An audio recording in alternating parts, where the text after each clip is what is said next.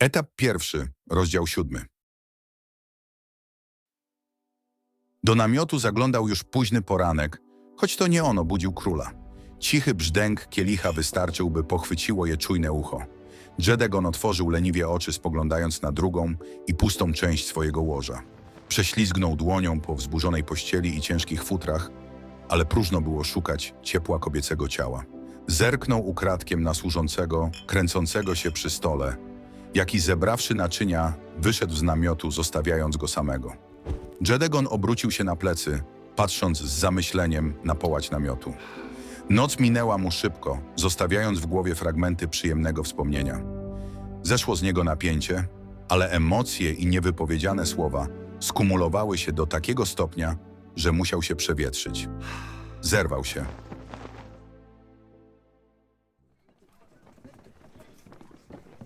Obóz o poranku otoczył spokój, przerywany jedynie przytłumionym szmerem codziennych zajęć. W oddali rozbrzmiewało echo młota płatnerza, dźwięk turlanych beczek oraz stukot końskich kopyt. Służba sprzątała po nocnych hulankach, brzęcząc pustymi butelkami i kielichami. Porządkowała stoły, przenosząc je do odpowiednich namiotów. Nad paleniskami, które jeszcze nosiły ślady ognia, układano nowe kłody drewna, przygotowując je na przyjście nocy. Po obozie przewijały się wampiry, które lepiej zniosły alkohol. Żołnierze wypełniający swoje obowiązki zaczęli nowy dzień powoli, ale z dyscypliną, stosując się do planu dnia. Obecność spacerującego króla ich nie zaskoczyła, choć sądzili, że władca pozwoli sobie na dłuższy odpoczynek. Z peleryną na ramionach Jedegon przyglądał się obozowi, wypatrując znajomych twarzy. Nie widział jednak generałów. Domyślał się, który z nich dogorywa po zabawie, a który nie, ale nie miał zamiaru tego sprawdzać. Miał nadzieję wypatrzeć przemykającą białą postać, jednak nigdzie nie dostrzegł zjawy. Jego uwagę zwróciło rżenie konia, bowiem był niedaleko stajni. Żołnierze wyprowadzili stado koni na pobliską łąkę, aby mogły schrupać nieco soczystej trawy. Obok, na prowizorycznym padoku, ogrodzonego z gałęzi i wozów, kręcił się rumak na ląży. Keteb stał na środku, śledząc cierpliwie każdy krok swojego podopiecznego. Witką z brzozy przyspieszył jego step, gdy subtelnie uderzył nią w swoje oficerki. Przynajmniej jeden na stanowisku. Mruknął do siebie Jedegon, widząc zielonego generała. Z ochotą podszedł bliżej, by oprzeć się o zagrodę i przyjrzeć treningowi konia. Szybko uwinąłeś się z wczorajszego świętowania. Odezwał się Keteb, nie oderwawszy wzroku od rumaka. Może to dobrze, bo Asher miał ochotę na bitkę. Ewidentnie szukał guza. Komu się dostało? Nie wiem. Ukryłem się w stajni, a Gener zbiegł do lasu. Jedegon parsknął, widząc oczami wyobraźni Keteba śpiącego w boksie swojego konia, a niebieskiego generała w prowizorycznym szałasie z chrustu. Długo się bawiliście? Prawie do rana. Easter i Relven polegli jako ostatni. Mam nadzieję, że Ashern będzie dziś na nogach. Gdzieś się tutaj kręcił. Szukał wody na przepicie zamętu i zabrał mi ze stajni aż jedną beczkę. Dużo krwi straciliśmy? Martwiłbym się prędzej o wino. Keteb odpiął konia i zaprowadził do wyjścia. Przesuwając gałąź robiącą zabramkę, wypuścił go luzem na łąkę. Rumak zarżał, zadowolony, witając się ze stadem. Myślałem, żeby zawitać do Tirmit i przeszukać magazyny. Powinniśmy znaleźć tam jakieś beczki. Dobry pomysł. Jedegon pokiwał głową z uznaniem. Nie chcę, abyś jechał tam sam. Weź ze sobą Derma. Dam sobie radę. Wezmę swoich i wrócimy przed południem. Derm odsypia poranne łowy z sokołem. Z chęcią go obudzę. Niech bierze się do roboty. Król zamierzał wrócić w drogę powrotną do obozu, ale nim zdołał znacząco się oddalić, obrócił się na powrót do Keteba. Widziałeś gdzieś Lerdę? Odpowiedź generała była przecząca. Pomachał głową, nie widząc jej tak naprawdę od wczorajszego poranka. Król miał nadzieję natknąć się na oblubienicę po drodze, a więc bacznie przyglądał się przemykającym wampirom. Białe habity służby potrafiły go zmylić, choć nie miał pewności, czy tego dnia Lerda przywdziała jasną suknię. Jedegon postanowił nadłożyć drogi do dowódczego obozowiska, aby zajrzeć do fioletowego garnizonu. Swoją obecnością wywołał presję wśród żołnierzy, którzy nadkładali obowiązki. W tle wybrzmiały rozkazy, a przy namiotach wzmógł się ruch. Nawet płatnerz zaczął uderzać młotem z większą werwą. Obecność króla rozniosła się szeptaną plotką. Większość szeregowych starała się wypaść przed nim profesjonalnie, choć musiała tego poranka przeciwstawić się migrenie. Skutki mocno zakrapianej zabawy odbiły się i na ich przełożonych. Na drodze króla pojawił się kapitan, jaki skłoniwszy się, głęboko zachwiał się. Czknął. Na jego szczęście król minął go, zignorowawszy tą niedyspozycję. Nie był zainteresowany dawaniem reprymend pomniejszym dowódcom, o wiele bardziej ceniąc sobie dyskusję z generałami. Dżedegon wiedział, gdzie znajdzie Aszerna i nie pomylił się. Generał załatwiał wszelkie formalności w namiocie narad, korzystając z długiego stołu. Płótna związano po bokach, otwierając wejście na całą szerokość i odsłaniając dowódcę pochylonego nad rachunkami. Siedział na skraju stołu z ramionami, skrzyżowanymi na piersi, zaś na czole rysowała mu się głęboka, długa zmarszczka. Wpatrywał się przenikliwie w otwartą księgę, choć wzrok uciekał mu co chwila ku obozowi. W tłumie krzątających się żołnierzy dostrzegł Dżedegona, maszerującego prosto w jego stronę. Postawny król, okryty czarną peleryną, natychmiast rzucił się w oczy pośród smukłych wampirów. Witaj, mój drogi Dżedegonie. Przekraczając próg namiotu, król zerknął badawczo, choć z lekkim rozbawieniem na kielich generała. Nie wino, nie krew w nim pływała, a czysta, krystaliczna woda. Ashern pobierał ją bezpośrednio z beczki stojącej obok stołu, którą ukradł ze stajni. Sądziłem, że dogorywasz po zabawie. Byle wino nie wciśnie mnie do łóżka, a przede wszystkim muszę skończyć ewidencję wojskową. Stół uginał się od pergaminów i opasłych ksiąg. W skrupulatnie prowadzonej dokumentacji rejestrowano liczbę rozrastającej się armii. Króla zaintrygowały gęste ślady tuszu na otwartych stronach. Dżedegon podszedł bliżej, by przyjrzeć się pokreślonym cyfrom. Ilość błędów, jakie poczynił Ashern, była zaskakująca. Zwłaszcza, że syn 8 rodu słynął z dokładności i porządku w swoich rachunkach. Mimo wszystko coś szumi w głowie. Król spojrzał na Asherna z góry. Generał ograniczył się do uprzejmego uśmiechu, maskując zawstydzenie wywołane swoim roztargnieniem. Nie przypominał sobie dnia, w którym zrobiłby podobną ilość błędów, choć był przekonany, że takie sytuacje miały miejsce w okresie dzieciństwa. Pod czujnym okiem ojca i groźnie kiwającą się witką nad dłonią. To wszystko wina tych przebiegłych lisów. Ashern zamierzał bronić honoru swojego rodu. Wymieszali jakieś trunki i zachęcili do spróbowania. Eliksir nawet dobry, ale dodał odwagi do bijatyki. Widzę, że mój zakaz dotyczący mieszania alkoholu omijany jest pod stołem szerokim łukiem. Będę musiał omówić sobie tą sprawę z Isterem. Powiedziałem czerwoni? Chyba się przejęzyczyłem. Skup się na liczeniu. Co do liczenia, Ashern rzucił się na luźne pergaminy, chcąc prędko zmienić temat i rozkojarzyć króla. Wśród stosu luźnych notatek pokazał mu liczbę jeńców wojennych, jakich udało im się schwytać. Nie wiem, dlaczego zawracasz mi tym głowę. Mruknął Dżedegon, ignorując zapiski, a tym samym kierując się do wyjścia. Nie bierzemy jeńców. to najbardziej wytrwali żołnierze. Przetrwali wojnę. A chcą się zmienić? Nie. Tu czemu wciąż żyją? Dżedegon rzucił Ashernowi badawcze spojrzenie, jakie zdradziło mu, co powinien był zrobić z niechcianymi więźniami, a raczej, gdzie powinni byli trafić. To Relwen stawiał spichlerze, a więc to żółci opiekują się krwią. Ach, no dobrze. Siedź i licz, a ja wyręczę każdego ze swoich generałów. Och, przestań. Nie lubię, gdy tak robisz. Ashern wstał gwałtownie, gdy w głowę uderzyła migrena. Alkohol nadal oddziaływał na jego organizm, chociaż jego nogi pozostawały stabilne. Już dobrze. Zajmę się tym.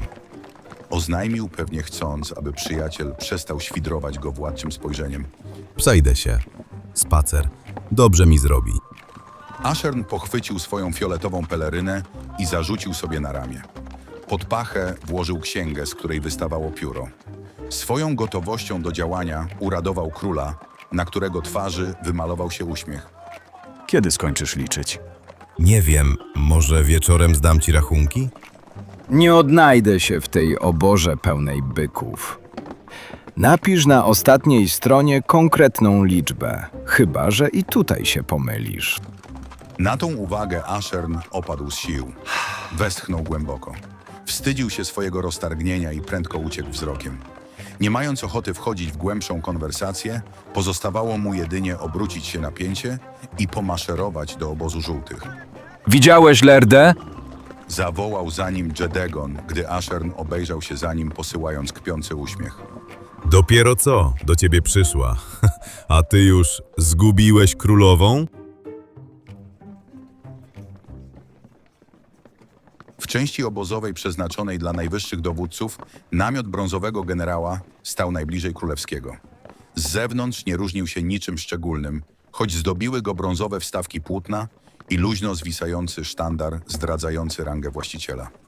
Z wnętrza wydobywała się cisza i półmrok, sprzyjające krótkiej drzemce.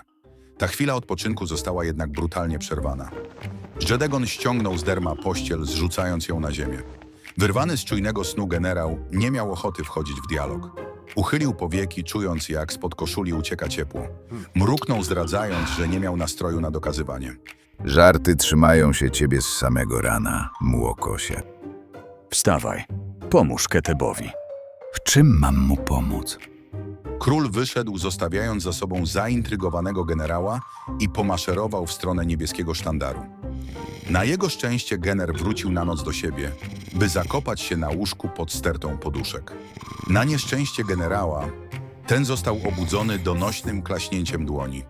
Góra poduszek rozpadła się, gdy Gener dźwignął się na łokciach, aby spojrzeć jednym, zaspanym okiem w stronę śmiałka, jaki miał czelność wyciągnąć go ze snu. Co się stało? Musimy omówić atak na Werner. Dopiero co świta. Minęła pierwsza kwarta. Wczoraj się bawiłem, trochę wypiłem. Daj się wyspać. Lenisz się, Leniwi nigdy się nie spóźniają. a cierpliwi nie odpuszczają. Wstawaj. Za chwilę widzę cię przy stole narad. Jedegon udał się do kolejnego dowódcy, chociaż w tym przypadku musiał przyznać, że został mile zaskoczony. Relwena nie było u siebie. Od rana musiał kręcić się po garnizonie żółtych. Do obudzenia ostatniego generała dzieliło króla kilka kroków. Wchodząc do namiotu z czerwonym sztandarem, Jedegon z zainteresowaniem omiódł wzrokiem stół zasłany pustymi butelkami po winie. Dzięki nim dowiedział się w końcu, kto śmiał uszczuplić obozowe zapasy. W środku panował niewielki bałagan podkreślony przewróconymi krzesłami. Król nie miał bladego pojęcia, dlaczego sztylety wraz z toporem wylądowały na głównym palu, ale od razu zrozumiał, że część zabawy zakończyła się w kwaterze generała. Wśród walających się na ziemi butelek i standardowej garderoby minął i damską suknię. Jej właścicielka leżała ukryta pod prześcieradłem, świecąc nagimi plecami. Tuliła poduszkę, będąc odwróconą od generała, gdy ten rozłożył się na całym łóżku. Rude, kręcone i gęste włosy wampirzycy rozlały się po poduszkach, opadając na twarz Istera. Drobny kosmyk połaskotał go w nos. Widzę, że i ty miałeś ciekawą noc. Głos króla obudził Istera. Wampir uchylił powieki i zerknął z zaciekawieniem na swojego władcę. Posłał mu zadowolony uśmiech. Nie mogę się doczekać zabawy po zdobyciu Werner. Wtedy to będę pić chyba z tydzień. Pomachaj wpierw biczem, żeby na to zasłużyć. O, to nie musisz się martwić. Wstawaj, idź do spichlerzy. Trzeba spisać beczki i spuścić z jeńców krew. To brudne pomioty Relwena stawiały magazyny. Oni opiekują się krwią. Trzeba popracować oczami i uszami. Wybrzmiał władczy ton, który Isterowi wyczulał zmysły. Uśmiech zniknął z jego twarzy, ustępując miejsca poważnemu spojrzeniu rzuconemu królowi. Pójdę zatem zobaczyć, czy nie ma mnie w spichlerzach. Ister zerknął na swoją towarzyszkę śpiącą obok, wiedząc, że i ją również przebudził nieoczekiwany gość. Udawała jednak, że śpi, będąc speszoną obecnością króla. Tak, ja również miałem ciekawą i bardzo przyjemną noc. Iście królewską. Ister wymienił z Jedegonem przenikliwe spojrzenie. Zatrzymał go w namiocie, gdy chciał już przekroczyć próg. Ten nie skomentował uwagi generała, choć kącik jego ust uniósł się nieznacznie ku górze. Wyszedł, zostawiając za sobą cichy, ironiczny śmiech rudzielca. Przed stajnią zaczęły ustawiać się puste wozy. Zaprzęgano konie w spokojnej, zrównoważonej atmosferze. Oddział szeregowych z zielonego garnizonu szykował się do drogi, choć tym razem przeobraził w grupę kawalerzystów. Wśród nich znalazł się jeden kapitan, który rozporządzał przygotowaniami. Nie spieszyli się. Tak czy inaczej czekano na generała Derma, a sam Kedeb nie zdołał jeszcze przywdziać zbroi. Wpierw chciał zakończyć obchód po koniach i dopilnować rotacji na polanie. Niektóre z ogierów nie przepadały za sobą i walczyły o dominację w stadzie, a więc Keteb chciał zminimalizować ryzyko kumulujących się konfliktów. Nie chciał poturbowanych koni w armii, jakie powinny być w pełni sił. Ostatnimi ogierami szykowanymi do drogi okazały się rumaki generalskie. Estabach cierpliwie czekał na swoją kolej, obserwując z daleka swojego pana, jaki kręcił się po stajni. Keteb wyprowadzał konie zaprzęgowe wraz z żołnierzami, nie reagując na kwiczenie swojego ogiera. Estabach prychnął, gdy wyszedł ze stajni, znikając mu z oczu. Jego uszy zakręciły się. Wyłapały subtelny szmer. Dźwięk odwrócił jego uwagę od pana, zaś spojrzenie skierowało na białą damę. Estabach przyjrzał się wampirzycy, która stanęła przy jego boksie. Lerda, wysunąwszy w jego stronę dłoń, nie zamierzała się spieszyć. Nie chciała wystraszyć ogiera impulsywnością, choć nie mogła się doczekać, by go pogłaskać. Od kiedy zobaczyła Estabaha, wyczuła unoszącą się wokół niego niemrawą aurę.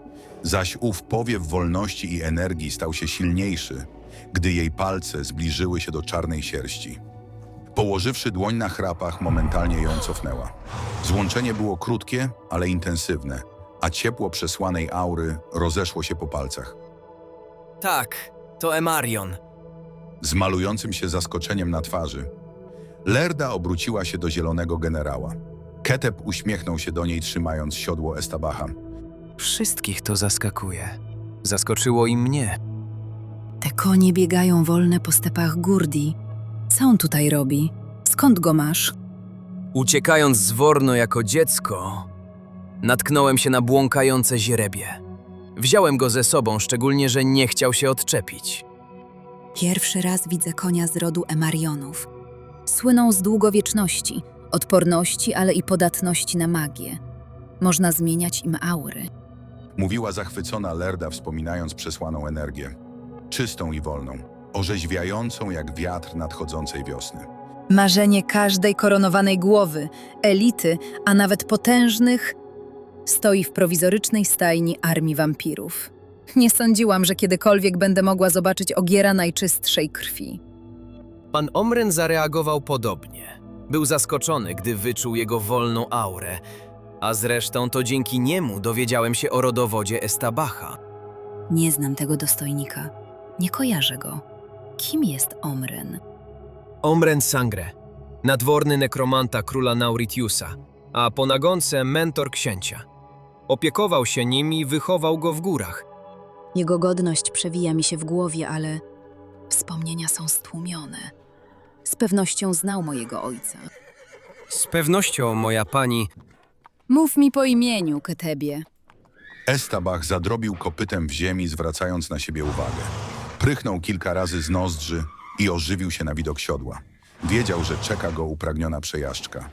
Nie mogę się powstrzymać, by nie zapytać, ale czy mogłabym się na nim przejechać? Wampirzyca posłała generałowi niewinny uśmiech. O, przykro mi. Estabach pozwala się dosiąść tylko mnie. Zrzuca każdego, kto choć włoży stopę w strzemie. Czy jest szybki? To najszybszy ogier w całej armii i uwielbia ścigać się z sokołem.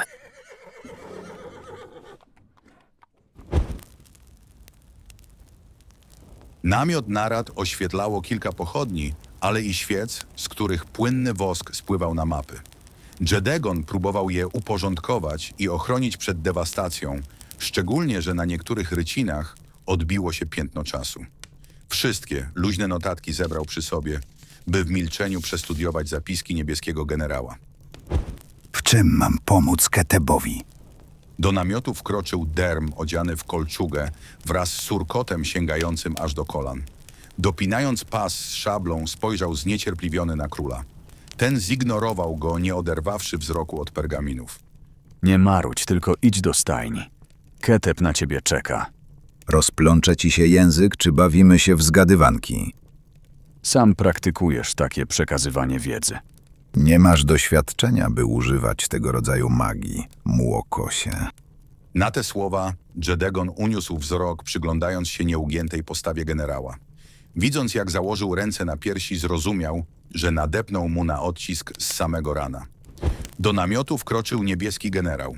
Wampir trzymał w dłoni swój notatnik, jaki wylądował na stole. Gener sięgnął po butelkę z krwią, ignorując rozmowę króla z liderem, choć jego ucho z zainteresowaniem nasłuchiwało ich dialogu pełnego uszczypliwości. Dziedziecie do Tirmit po wino.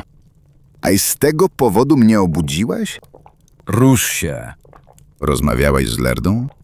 Słysząc to pytanie, król wrócił do notatek, chwyciwszy za kielich. Tak jakby. Musiałeś być wyjątkowo miły, skoro nie ukrywa dziś swojej aury, ale niezbyt uprzejmy, bo wciąż cię unika. Gratuluję waszej wysokości tej dyplomacji. Chochliki zalęgły ci się w łożu, szepcząc całą noc złośliwości, że dziś masz taki cięty język?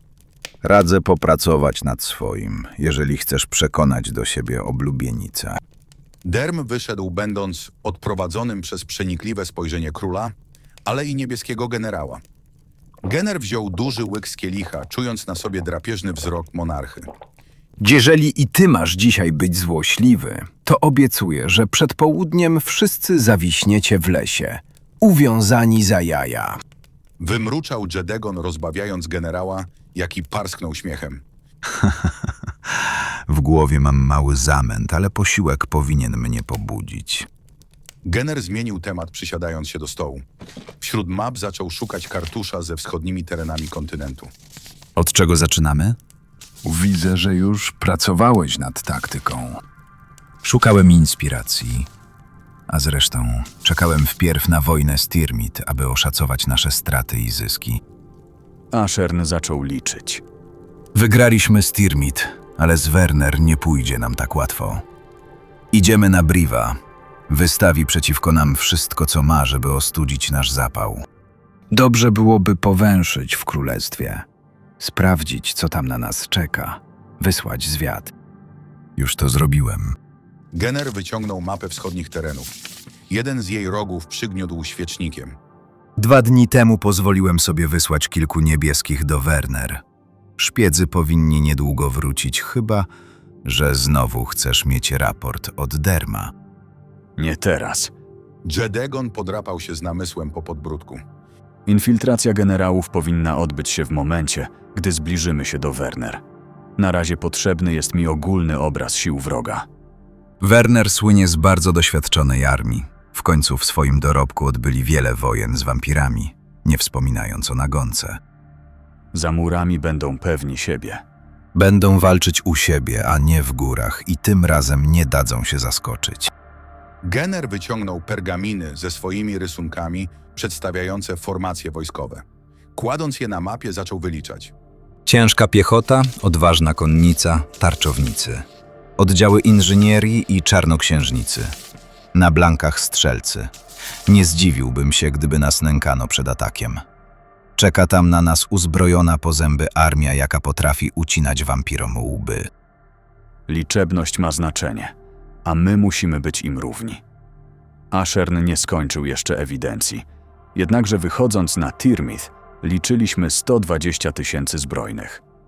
Liczę, że nowy nabytek dodał nam gabarytów. Nie wszyscy będą nadawać się do walki, a wampiry brudnej krwi trzeba wpierw ustawić, nim ruszymy w bój.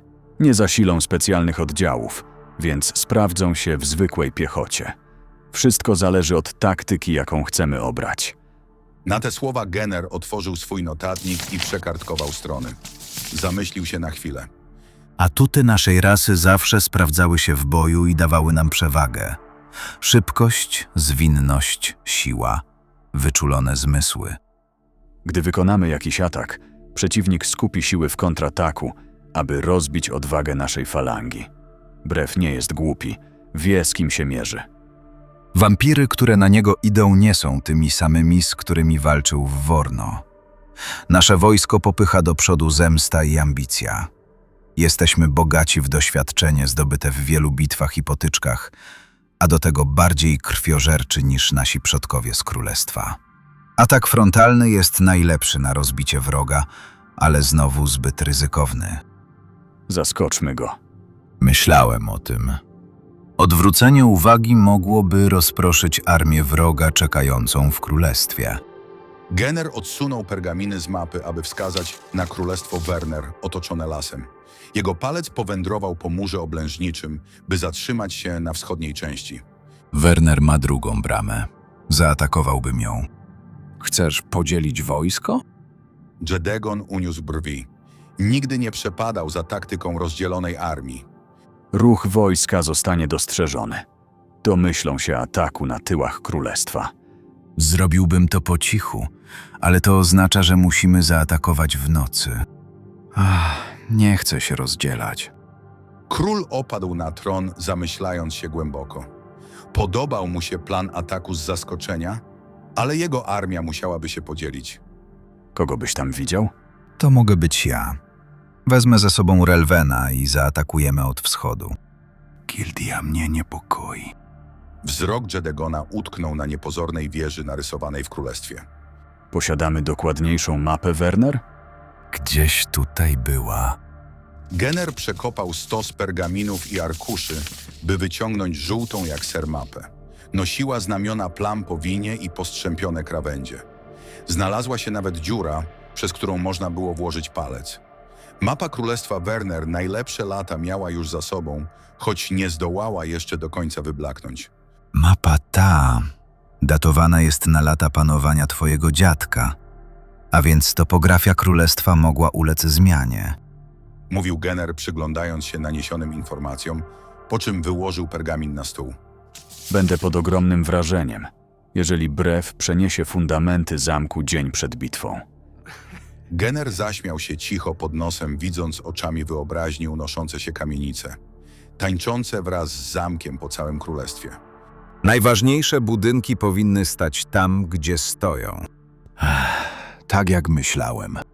Jedegon westchnął, zerkając nie na dom króla, a czarnoksiężników.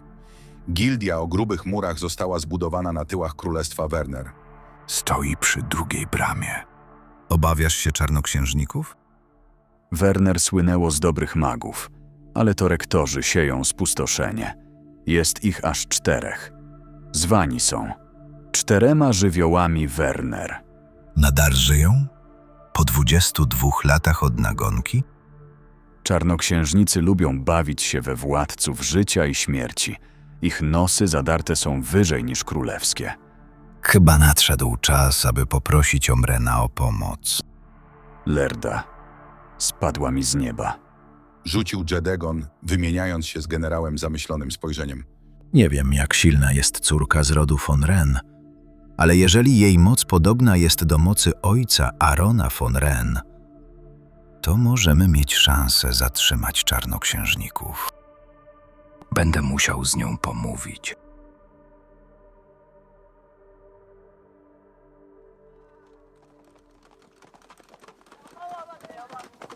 Fioletowy generał powędrował do garnizonu żółtych, jak i powitał go ignorancją.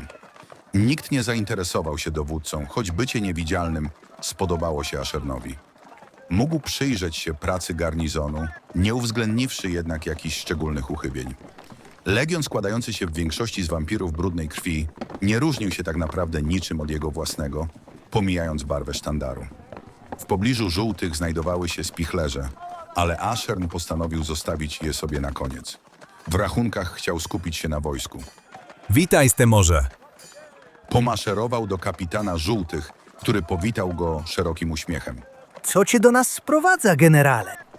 Stemor wyszedł mu naprzeciw odziany w luźny strój, który zdradził, że tego poranka pozwolił sobie na dłuższy odpoczynek, odczuwając w głowie wciąż skutki wczorajszej zabawy. Szukam Relwena. Muszę zobaczyć krew, ale i zyski. Słyszałem, że żółci schwytali sporą grupę jeńców. To prawda. Udało nam się pojmać doświadczonych żołnierzy Tirmit. Trzymamy ich u siebie. Generał Relven skacze przy swoim trofeum od samego rana. Stemor nie kłamał. Jego dowódca kręcił się po polanie, na której trzymano uwiązanych jeńców wojennych. Zgromadzono dosyć pokaźną kolumnę ocalałych, jaką podzielono na mniejsze grupy pilnowane przez uzbrojonych wartowników. Jedynym, co więźniowie dostali do przeżycia, była woda, jaka wylała się z drewnianych, niestabilnych mis, będąc wchłoniętą przez równie spragnioną ziemię. Generale Relvenie, mamy gościa. Stemor zwrócił na siebie uwagę. Relven obejrzał się za nim z uśmiechem, a nawet rozpromienił na widok Asherna. Wiedział, że przyszedł po informację, by odświeżyć rachunki. Relven zaśmiał się, rozpościerając ramiona, ukazując mu ogrom pojmanych jeńców. Stał między nimi i na środku polany, niczym pan i władca, odziany w swą żółtą pelerynę. Najlepsi z najlepszych. Posegregowałem ich dla ciebie, Ashernie, wyręczając w obowiązkach. Wspaniale! Zawsze można na ciebie liczyć. Jesteś najlepszy, Relvenie. Ucieszył się Ashern, odwzajemniając się szerokim uśmiechem, po czym klasnął dźwięcznie dłońmi. Haha, teraz! Dawaj ich nad beczki! Dodał, zmywając z twarzy Relvena uśmiech, wymalowując zaś na niej szok i niedowierzanie.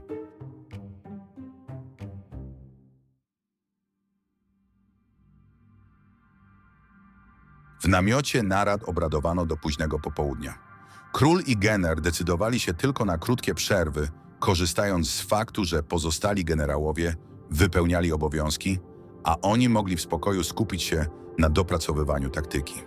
Zajęci dyskusją w swoim towarzystwie uwzględniali każdy argument, kreśląc nie tylko dobre scenariusze wieńczące się zwycięstwem, ale i te czarne, pełne tragedii i porażki, której chcieli uniknąć. Jedegon rozlał ostatnie krople krwi do kielichów, na co zwrócił uwagę generał. Uniósł wzrok z nad swoich notatek. Powinniśmy uważać z zapasami. Nie martw się. Starczy nam nawet, gdy odeślemy połowę do Wonom. Maria! Do namiotu wkroczyła szczupła wampirzyca, ubrana w biały habit przepasany niebieskim pasem. Czarne włosy miała spięte w wysoki kuc, który kołysał się przy każdym kroku. Ta prosta fryzura podkreślała smukłą, pociągłą twarz o ostro zarysowanych kościach policzkowych. Wampirzyca patrzyła bystro błękitnymi oczami, dzieląc ze swoim generałem chłód posągowej urody. Krew się skończyła. Służąca prędko odebrała od swojego pana pustą butelkę i wyszła, kiwając kucem czarnych włosów. Król odprowadził ją wzrokiem, choć zwrócił uwagę na obserwującego go bacznie generała. Ten uniósł nagle ostrzegawczy, wskazujący palec. Nic nie mówię. Król zniknął szybko za swoim kielichem z krwią, gdy w tym czasie Gener wrócił do rozpisywania notatek. Mielibyście piękne dzieci, gdybyście zostali parą. Jedegon wymruczał zza kielicha swoją tradycyjną już formułkę, jaka została skomentowana przez generała głośnym westchnięciem. Spiszmy nasze uwagi. Gener zmienił temat, punktując etapy czekające ich wojny. Atak na 2 bramy. Od wschodu infiltracja z wykluczeniem gildii, od zachodu zaś pewny atak frontalny. Ruszę na tyły i zaatakuję. Nie. Sprzeciw króla nieco zaskoczył niebieskiego generała, jaki spojrzał na niego z zaintrygowaniem. Chcę mieć wysokiej klasy legion w pierwszej fali. Ruszysz wraz z Ashernem na główną bramę. Na tyłach widzę Derma kontrolującego chaos Istera. Brązowi ruszą na gildię, a czerwoni wywołają zamęt, odwracając uwagę ludzi. Wtedy wbijemy się frontalnie. Do pomocy zaś skrzydła, Keteb i Relven. Tak. Rozumiem. Będę więc potrzebował tarczowników przy murze. Dlaczego? Gener wyprostował się w fotelu, dyskretnie dając królowi do zrozumienia, że o czymś zapomniał. Ta pewność siebie wymalowała na jego twarzy lekki uśmieszek. Wspinaczka po murze Tirmit była przyjemnością, bez smoły. Jedegon opadł na tron. Nie użyli kotłów. Brew nie popełni tego błędu. Z pewnością zdołał już nagromadzić lepu na tyle, aby wylać ją na 2 szturmy. Werner otacza przecież las i z dostępnością choćby iglaków nie ma problemu. W tym wypadku wspomógłbym się czarnoksiężnikami. Przydałaby się solidna bariera. A więc nie bez powodu Derm ma zaatakować gildię. Musimy odwrócić wzrok wrogich magów od ataku głównej bramy. Falanga na zachodni mur uzależniona będzie od 2 legionów na wschodzie. To słaby punkt tej taktyki. Musimy się skoordynować w naszych ruchach. Dobrze byłoby dostać od nich jakiś sygnał, gdy zdobędą gildię. Przy namiocie narad rozbrzmiały ciężkie, ale równe kroki, a także stłumione odgłosy żarliwej rozmowy. Przez rozchył wszedł do środka Ashern, trzymając pod pachą księgę rozliczeń. W ślad za nim wszedł Relven, patrząc z byka i wylewając na niego swoje gorliwe żale. Ich donośna rozmowa zwróciła uwagę króla oraz Genera, jacy umilkli, wsłuchując się z zainteresowaniem w ich niepozorną sprzeczkę. Nie masz prawa odbierać mi moich łupów. Zachowałem sobie tych rycerzy dla siebie. To jeńcy, nie chcą się zmienić. Nie pozwolę na siłową przemianę ludzi, którzy pod osobowością wampira zaczną spiskować przeciw koronie. A przede wszystkim Ashern minął stół, aby obrócić się do Relvena i wskazać na niego palcem. twój garnizon nie ucierpiał znacząco w starciu. Czerwoni i niebiescy potrzebują posiłków, by odzyskać straty. Każdy powinien dostać porówno. Nigdy nie praktykowaliśmy symetrii w zyskanych żołnierzach. Ich liczby stanowią odbudowę bądź rozbudowę legionów. Tego nie uda ci się zmienić. Nie oznacza to jednak, że masz prawo zabierać mi określonych rycerzy. Oczywiście, że mam takie prawo. Król mi je dał. Ashern rzucił księgą, która z hukiem padła na stół, wzdrygając świecznikami. Podmuch wiatru zrzucił kilka delikatniejszych pergaminów na ziemię. Ten symboliczny, choć grzmiący gest zapieczętował rachunki i Relvenowi pozostawało interweniować u króla. Jedegonie, Zwrócił się do monarchy przyglądającemu się ich sprzeczce. miałem już odliczoną ilość konkretnych żołnierzy. Ashern mi ich zabrał. Nie wspomnę o jeńcach. Nie bierzemy jeńców. Jedegon rzucił Relvenowi poważne spojrzenie. A co do przemienionych, Ashern stara się uwzględniać doświadczenie i możliwości nowych. Przydziela ich do konkretnych garnizonów. Widocznie żołdacy, jakich wybrałeś, nie pasują do węży. To niesprawiedliwe. Dostaję same ochłapy. Twój legion jest szczególny i zależy mi, aby znaleźli się tam przemienieni, którzy pójdą za głosem i historią podobnej do twojej. Wśród 30 000 nowych trudno o rozpoznanie. A nic się nie zmieni, jeżeli dojdą do mnie doświadczeni rycerze nie przekraczający liczby 100 sztuk. Myślę, że powinieneś zaufać Ashernowi. Relven zakręcił się po namiocie, kładąc ręce na biodrach.